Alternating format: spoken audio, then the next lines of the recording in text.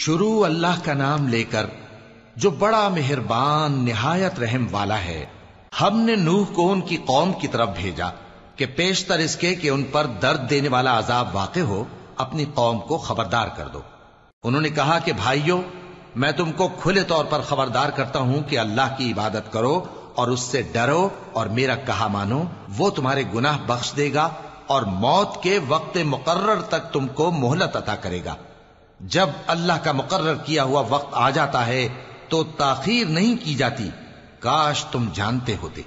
جب لوگوں نے نہ مانا تو نوح نے اللہ سے عرض کی کہ پروردگار، میں اپنی قوم کو رات دن بلاتا رہا لیکن میرے بلانے سے وہ اور زیادہ گریز کرتے رہے۔ جب میں نے ان کو بلایا کہ توبہ کریں اور تو ان کو معاف فرمائے تو انہوں نے اپنے کانوں میں انگلیاں دے لی اور اپنے اوپر کپڑے اوڑھ لیے اور اڑ گئے اور خوب تکبر کرنے لگے۔ پھر میں ان کو بلند آواز سے بھی بلاتا رہا، پھر علانیہ بھی اور رازداری سے بھی سمجھاتا رہا۔ پھر میں نے کہا کہ اپنے پروردگار سے معافی مانگو کہ وہ بڑا معاف کرنے والا ہے۔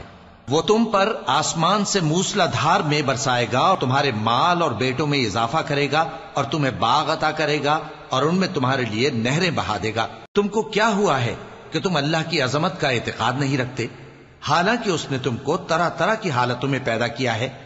کیا تم نے نہیں دیکھا کہ اللہ نے 7 آسمان کیسے اوپر تلے بنائے ہیں اور چاند کو ان میں روشن بنایا ہے اور سورج کو چراغ بنا دیا ہے؟ اور اللہ ہی نے تم کو زمین سے ایک خاص طرح سے پیدا کیا ہے، پھر اسی میں تمہیں وہ لوٹا دے گا اور اسی سے تم کو نکال کھڑا کرے گا۔ اور اللہ ہی نے زمین کو تمہارے لیے فرش بنایا تاکہ اس کے بڑے بڑے کشادہ رستوں میں چلو پھرو۔ آخر میں نوح نے عرض کی کہ میرے پروردگار، یہ لوگ میرے کہنے پر نہیں چلے اور ایسوں کے تابع ہوئے ہیں جن کو ان کے مال اور اولاد نے نقصان کے سوا کچھ فائدہ نہ دیا، اور وہ بڑی بڑی چالیں چلے اور کہنے لگے کہ اپنے معبودوں کو ہرگز نہ چھوڑنا، اور ود اور سوا اور یغوث اور یعوق اور نصر کو کبھی نہ چھوڑنا۔ اور اے پروردگار، انہوں نے بہت لوگوں کو گمراہ کر دیا ہے، اور تو ان ظالموں کو اور زیادہ گمراہ کر دے۔ آخر وہ اپنے گناہوں کے سبب پہلے غرقاب کر دیے گئے، پھر آگ میں ڈال دیے گئے، تو انہوں نے اللہ کے سوا کسی کو اپنا مددگار نہ پایا۔